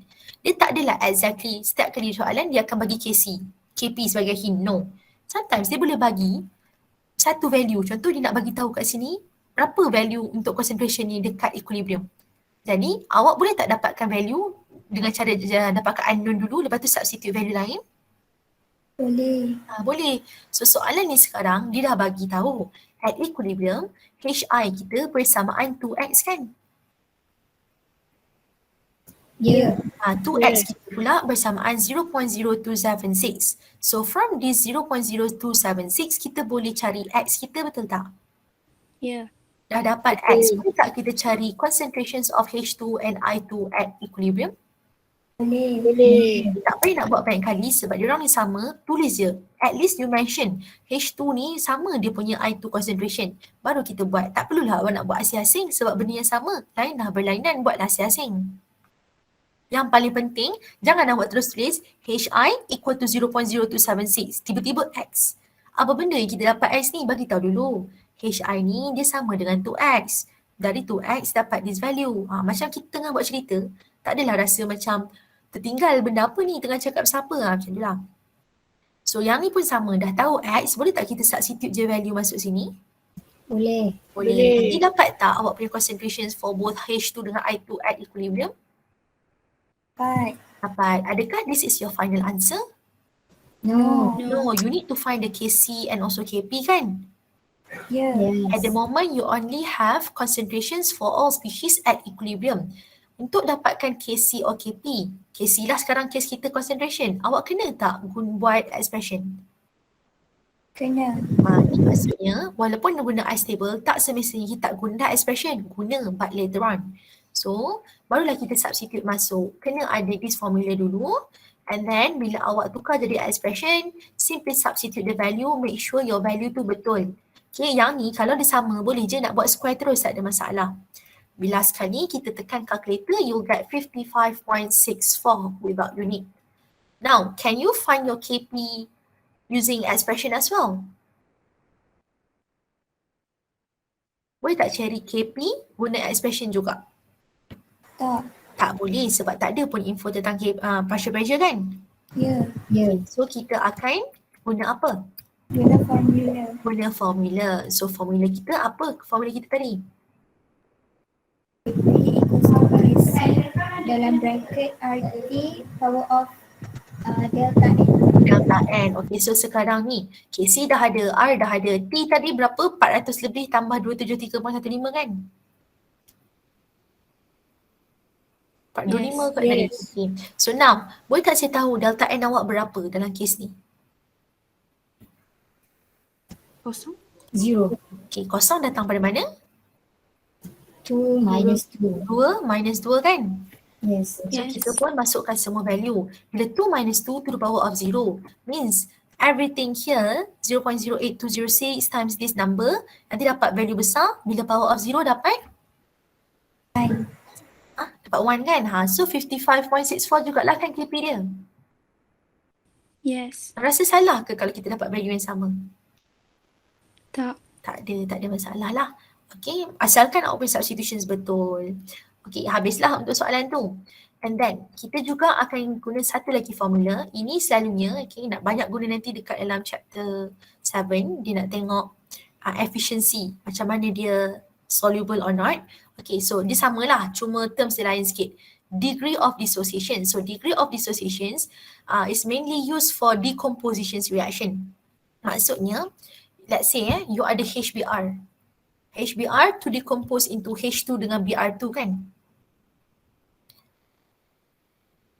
Yeah. So the dissociations happens from only one reactant. Usually for reaction yang akan ada one reactant, kita boleh, selalunya soalan akan further ask you about degree of dissociation. Kalau dia ada lebih pada satu, dia kena mention lah kalau dia nak degree of dissociation of siapa. Selalunya yang melibatkan satu je lah. Okay, so basically degree of dissociations, kita nak tahu to what extent that particular molecule can dissociate to form smaller molecule. Tadilah, contoh HBr adalah compound besar, dah bergabung, bila kita pecahkan dia jadi H2 dengan Br2 jadi kecil-kecil, dia fragmented. So itu adalah fraction dia. Kita nak tengok dia punya capability untuk dissociate. So how are we going to calculate this? Degree of dissociations kita akan guna for symbol of alpha. So alpha, sebab kita cakap degree of dissociation, we focus on the reactant, right? Yes. So kita kena tengok value of the reactant untuk change in concentration. Change in concentration boleh dapat daripada C. Tapi tengok kat siapa, bukan tengok kat produk, tengok dekat reactant. And then kita akan divide by the initial concentration. So kita nampak dah memang dia fokus pada reactant. So ambil value ni nanti, let's say dia adalah X. Berapa value dia? Bahagi dengan asalnya berapa. Nak tengok itu dia punya capability to dissociate. Ada unit tak untuk degree of dissociations? Tak ada. Tak ada, sebab kita dah cancel out the molar and also molar. Okay. Okay. Alright, so next one kita ada, alright now, macam tadi cakap, not all reactions will favor forward reactions. Sometimes they can also favor reverse reactions. Macam yang kita buat in first hour tadi, yang masa pagi tadi, kita tak ada exact value berapa nak start. So kita tengok just bila dia cakap start with siapa yang akan decreases, siapa increases and stuff, macam tu je. But this time around, kita akan melibatkan actual quantities being used in an experiment. Jadi awak kena cater for their value. So bila kita nak kena predict the directions of reaction, macam soalan tadi kan, soalan tadi kita hanya diberi informations for initial concentrations here. Okay, dia sebut yang asalnya dalam dalam the flask tu hanya ada H2 dan I2 sahaja kan? Ya. Dia kata H2, I2 ada, 2HI tak ada lagi. Jadi kita dah boleh detect dah yang dia akan move forward sebab dia baru nak menghasilkan benda ni. Bilanya case nak kena predict the directions of reactions? Bila mana awak diberi information tentang semua species. Okay. Contoh tadi awak ada H2, awak ada I2. At the same time awak ada HI juga. Tapi dia tak cakap. Macam tadi kita belajar pagi, dia kata ada juga case bila dua-dua pun ada. Tu maksudnya dua-dua pun ada dan kita tengok apa? Kita tengok siapa yang lebih banyak kan? Betul tak? Kita tengok siapa yang lebih banyak. Yes. Yang tadi kan N2O4 to become 2NO2. Kita cakap dua-dua pun species ada amount tersendiri nak start with. Tetapi reactions akan favor which part? To the right or to the left. Kita akan tengok siapa yang lebih banyak, dia yang akan drive the reactions. Betul tak yang tadi tu? The final case if I'm not mistaken. Yes. Okay. Betul. Sekarang ni kita tak tengok dari segi banyaknya mole ataupun sikitnya mole dah. Tadi sebab kita tak ada that exact value. If you are given specific value, let's say A, B, C dengan D, kita tak tengok the total up ke ataupun the coefficient. Kita akan buat sedikit calculations. Bila kita buat calculations pada reactant, pada quantities yang belum digunakan, maksudnya diorang pada equilibrium or non-equilibrium? Non-equilibrium. Untuk cari non-equilibrium punya constant, kita nak guna QC or KC? QC. Okay, sekarang ni untuk awak tentukan dia ke arah mana, kiri ke kanan, siapa yang lebih banyak ataupun tidak, awak kena kira QC. Ataupun QP lah, depends dia bagi partial pressure or concentration. Boleh? Tadi Kita predict je tengok mole banyak mana. Tapi sekarang tak boleh tengok mole banyak mana dah. Kena kira. Kira apa? Kira QC. Boleh? Faham tak yang tu? Faham. Bila nak guna, bila dia bagi semua species ada value, okay? So, macam mana nak cari QC dengan KC? Okay, QC macam biasalah sama juga. Dia sama macam KC. Tapi dia melibatkan initial concentration. Usually yang belum buat apa-apa lah. Okay, yang kita baru nak start. Belum lagi buat reaction untuk achieve equilibrium. And then you gonna compare with KC value. Okay, KC value pun kita kena cari lah. Sometimes soalan dah bagi KC. Okay, soalan dah bagi KC. Takkanlah nanti dia bagi info lain tu kita nak cari KC juga, betul tak? Betul. Takkanlah dia nak suruh awak buat benda yang redundant, benda yang tak perlu. Buat apa buat benda repetitif kalau tak benefit orang tu. Okay, jadi jenis soalan yang boleh tanya, selalunya dia akan tanya macam ni lah. Dia bagi awak reactions, sometimes they start with, dia bagi dah KC value berapa. Kalau dia bagi KC value berapa, dia tak akan tanya dah KC. Tiba-tiba dia bagi info yang lain, dia akan tanya to which direction will the reactions proceed in order to achieve equilibrium. Itu soalan macam tu confirm dia minta awak compare QC dengan KC. Untuk compare QC dengan KC, kena ada value. Macam mana nak cari value tu? Kena buat calculations, okay? Okay, Miss. Okay, so now kita akan tengok contoh lah macam mana kita nak predict these directions of reactions. But before we predict the directions of reactions, you need to know what kind of conditions yang membolehkan dia proceed to the left or to the right. Okay, so now we are going to compare QC and KC. Q belong to the value of the initial concentrations, dapat constant apa. K adalah untuk equilibrium quantities. Okay, if your value of Q, tak kisahlah QC ke QP ke, Q is less than K, obviously bila less than dia not equal kan? Yes. Bila dia not equal means the system is not at equilibrium. Okay, itu satu benda lah. And then, apa maksud Q is less than K? Sekarang awak tengok kat sini. This symbol pointing to the left, right? Yes. Bila dia pointing to the left, we know in a chemical reactions, the reactant will always be on the Left. left, product will always be on the Right. right. If the symbol pointing to the left, make sure awak kena Q belah kiri, kanan K lah. Kena kekalkan dia lah untuk awak guna these steps. Q kiri, K kanan. Okay, kalau less than maksudnya dia pointing towards Q, ke kiri, dia tunjuk ke kiri, means the species on the left got more amount than the kanan punya species. So species ke belah kiri kita ada reactant kan? Ya. Okay, when Q is less than K means more reactant in your reaction mixture. Maksudnya berat belah kiri. Kalau awak ada penimbang, dia berat belah kiri. Okay.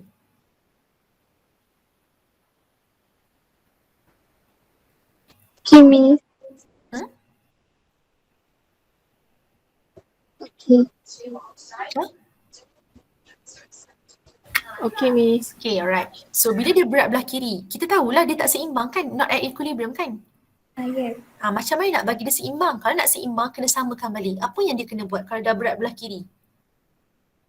Yang kiri kena bagi tak yang kanan? Kena. Contoh, awak ada penimbang, awak ada 5 biji lemon dengan 3 biji lemon.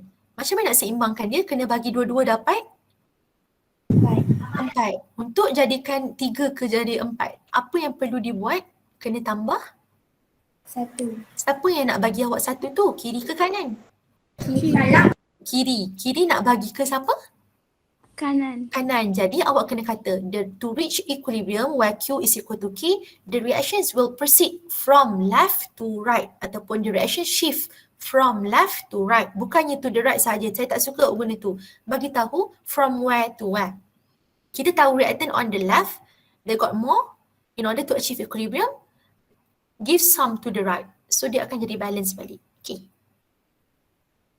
Okay. Alright, so usually question macam ni, you first need to calculate and then you compare, then you need to give these conclusions. Tapi sekarang ni kita in general, kalau awak ada specific species, kenalah letak apa sebab bila kita give from left to right, what will happen to the concentration? Mungkin concentration produk bertambah kan? Yang tu nak belajar dalam chapter 6.3 nanti. Okay. Boleh Miss. Yeah, okay. Next one, kita ada another conditions where Q is more than K. Again, fixkan Q belah kiri, K belah kanan. Look at here, this symbol more than maksudnya dia masih bukan pada equilibrium. Okay, now the symbol pointing to the right. To the right means product got more or less? More. Maksudnya belah mana yang berat, kanan ke kiri? Kanan. Kanan. Bila kanan berat, untuk achieve equilibrium kena bagi ke Kiri. kiri. Bagi tahu reactions will shift from right to left. Dan kena cakap to reach, bukanlah terus reaction shift from right to left. Buat apa? Nak reach equilibrium. Okay, last one.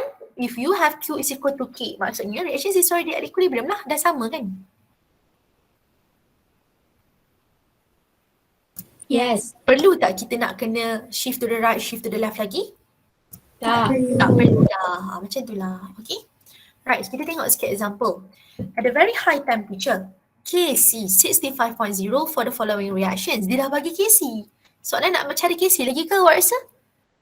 Tak. Tak. Okay, dia dah bagi juga awak chemical reactions, a balanced one. Kalau tak percaya, check. 2HI, H2I2. Kalau check, belah sini ada 2H, ada 2I, sini pun 2H, sini ada 2I. So the following concentrations were detected in a mixture. Is the system at equilibrium? So ni very typical questions. Bila dia bagi je benda ni, dia nak tanya awak pasal QC/KC, dia akan tanya pasal reaction dah kat equilibrium ke? Kalau belum, belah mana yang dia nak kena proceed untuk dapatkan equilibrium? Tu maksud dia lah. Ini soalan klise. So given, even if dia tak bagi tahu this is initial concentration, kalau dia kata given concentrations of HI is blah blah blah blah blah blah, awak tahu tak concentration ni belong to non-equilibrium or equilibrium conditions? Non. Non lah, sebab dia dah bagi KC kan, macam saya cakap tadi. Dia dah bagi, takkanlah kita nak cari lagi. Okay, so nak tentukan direction, mesti kena compare QC and KC. In order to find QC, you need to make an expressions. Expression sama tak dengan KC? Sama. Sama sahaja. So kita buatlah balik awak punya expressions. By using this chemical reactions, kita akan buat QC, dan our QC substitute all the value. Lastly, you will get 38.1 as your KC. And then you need to compare with your KC. Who's got greater value, QC or KC? KC. KC means Q kiri, K kanan. Maksudnya Q is less or Q is more? Less. Q is less. Now the symbol pointing towards, to the left or to the right? Left. Left means siapa yang banyak? KC. Memang siapa yang banyak pula. I mean reactant dengan produk. Saya species kan kita cakap tadi. Siapa yang banyak in terms of species, reactant or product? Kalau tunjuk belah kiri? Reactant banyak. Okay, so bagi tahu dulu, reaction is not at equilibrium sebab dia banyak reactants kan? Yeah. Kalau awak kena bagi tahu specific species, siapa reactant awak? 2HI. Untuk species tak bangkit lah tu awak. Kalau species HI je lah kan? Yes. Cakap je, reaction mixture has more HI. Okay, bukan more 2HI. Okay, more HI lah. Tu kalau nak spesifik lah. Okay, lagi. Apa lagi yang kita boleh cakap? Bila dia more reactant, kita nak biar je ke dia not at equilibrium? No. No, dia kena buat apa? Dia mestilah kena berbetulkan keadaan tu. Pindah.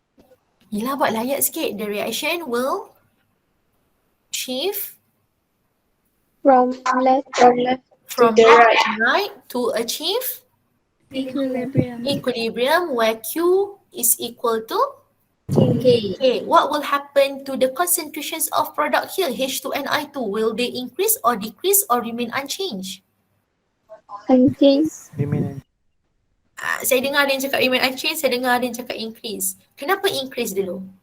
Sekarang ni kita tadi tak stable. Bila kita nak achieve stability, dia akan bergerak ke kanan kan? Yes. Maksudnya produk bertambah tak kalau ada yang memberi? Yeah. Jadi concentration dia orang bertambah ke remain unchanged? Bertambah. Bertambah. Macam tu. Okay, Kana okay? Okay, Miss. Okay, right. Okay. Dah habis untuk 6.2 tu, sikit lah. Boleh tak saya nak tengok sikit soalan tutorial alang-alang? Sikit je yang ni. Yang saya masukkan sikit je. Ada face to face je. Boleh? Sambung sikit. Boleh Miss. Boleh. Sementara awak tengah ni. Okay, calculate the equilibrium constants Kc for the following reactions. If at 350 Kelvin, the equilibrium mixture contains 2.50 mole of N2, 3.50 mole of O2, and 0.06 mole of NO2 in a 2 decimeter cubic vessels. Okay, given to you these chemical reactions. Alah, silap lah. Yang ni sepatutnya reversible arrow tau. Nanti saya betulkan. Ni reversible arrow maksudnya diorang equilibrium kan? Yes. So bila dia reversible arrow, dia adalah equilibrium. Jadi sekarang dia minta awak cari Kc. Awak dah ada belum info tentang Kc?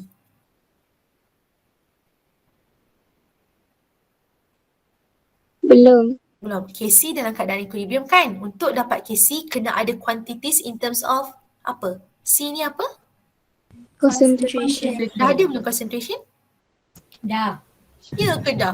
Belum. Belum. Ini mole. Nampak tak mole? Mole sama ke dengan concentrations? Tak.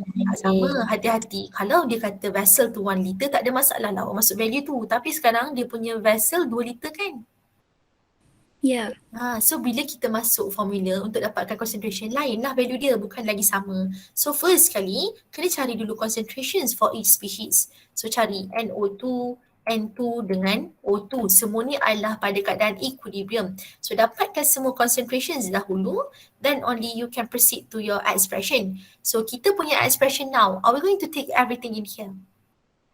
Yes. Yes, so we're going to have this NO2 raised to the power of 2 divided by concentrations of both N2 dengan O2, but then N2 got only power 1, O2 got power 2. So kita akan tulislah expressions kita macam ni. And then kita akan substitute value according to the value yang kita dah kira ni. So nanti awak akan dapat 2.351 10 to the power of negative 4 as your Kc. So markah dekat mana? 1, 2, 3, 4. Ataupun dia bagi 1, semua ni dapatkan value 1, 2 dekat awak buat Kc expression, 3 dekat substitutions, 4 dekat final answer. So basically altogether 4 juga maximum. Okay. Alright.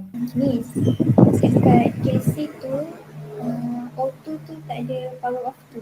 Oh ya, saya tak buat power of 2. Tapi jawapan dia betul tau awak. Saya yang silap ni masukkan. Tapi jawapan dia last kali dapat rasanya. So tu masih check. 0.03 squared divided 1.25.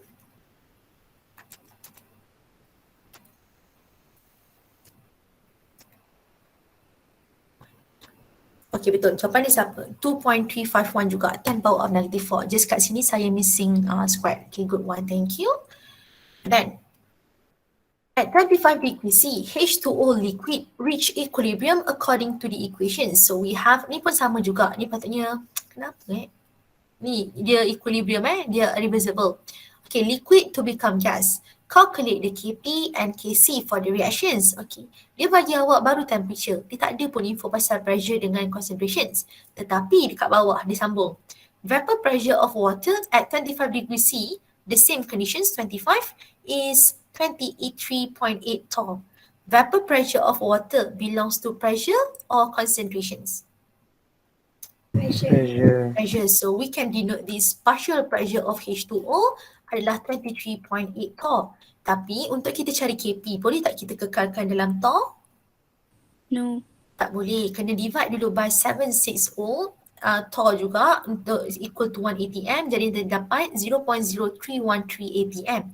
Once dah dapat 0.0313 atm, can I know Kp expressions kita apa dalam case ni? Our Kp gonna be partial pressure of siapa? Product over reactant kan? Yes. Okay, your product in gaseous state, your reactant in liquid state. Jadi kita punya Kp nanti tinggal apa?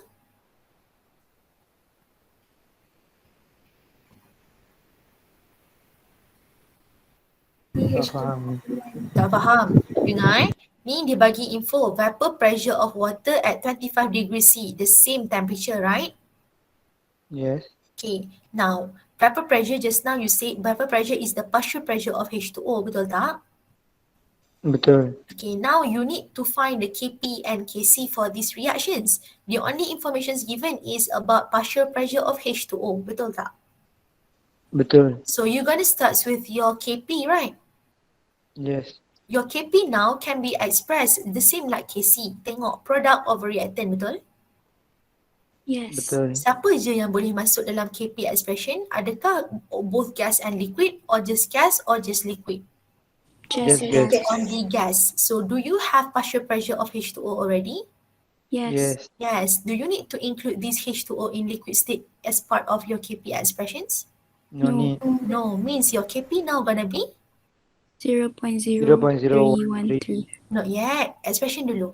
Expression tu species dia. P equals to P H2O. H2O. Yes, PH2O. Jangan skip this part Dia kena keluarkan expression dulu. Our KP gonna equal to PH2O. Then only kita boleh bagi dia punya value. And this value got no unit. Okay ke yang ni? Okay, Miss. Dia nampak sangat sedikit info tapi dia boleh je bagi awak value kan? Miss, Yes. for the PH2O, do we need to put the bracket? No need lah sebab tak ada square ke apa kan? Oh, so, Ah. okay. Dia asalkan P besar, yang H2O ni tulis kat bawah. So cara kita tulis partial pressure macam tu kan? But if it's KC, we have to. Concentration, yes. Sebab memang Okay. itu dia punya symbol. Okay. Okay, so partial pressure kiranya kalau awak ada power, awak letaklah bracket square, ada round bracket. Tapi kalau tak ada power, biar je macam tu lah, tak apa je. Madam, so Yes. kalau sekarang gas H2O tu depan ada 2, so jawapan kita kena kuasa 2 kan? Yes, betul. Okay. Right. Okay, ada lagi nak tanya sebelum saya proceed? Miss, Yes. maksudnya KP bersamaan dengan pressure Yeah, partial pressure. partial pressure. Mana kita dapat partial pressure? Kan sini. Kan tadi kita dah belajar, selalunya dia bagi info pasal concentration sebab tu awak guna square bracket. Tetapi tiba-tiba sekarang ni soalan bagi pasal vapor pressure je. Somehow awak kena cari juga salah satu dulu baru boleh guna formula kan kalau tak ada yang lain. Jadi sekarang ni very simple reactions, H2O liquid to become gas, liquid to gas, just boiling lah, boiling ke evaporation ke kan.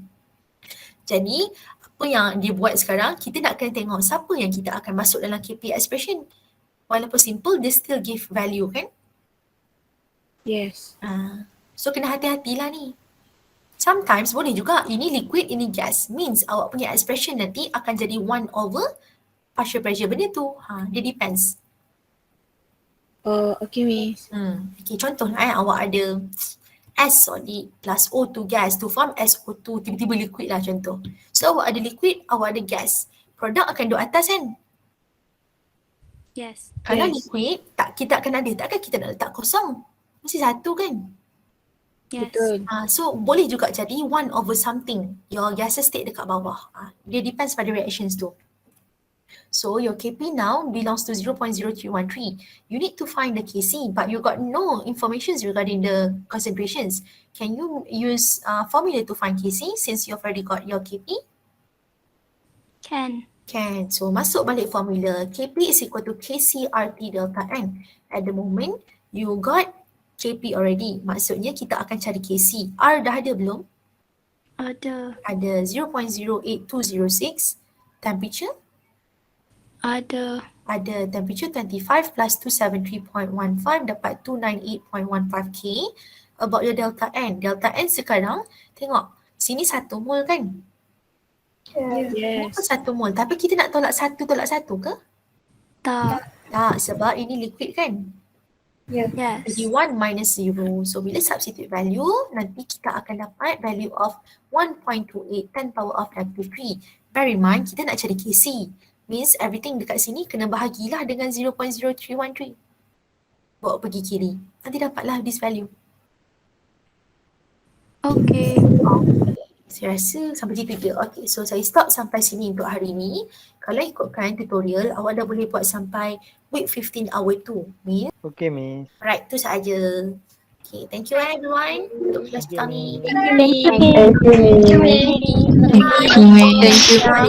Bye. Bye. Miss. Bye.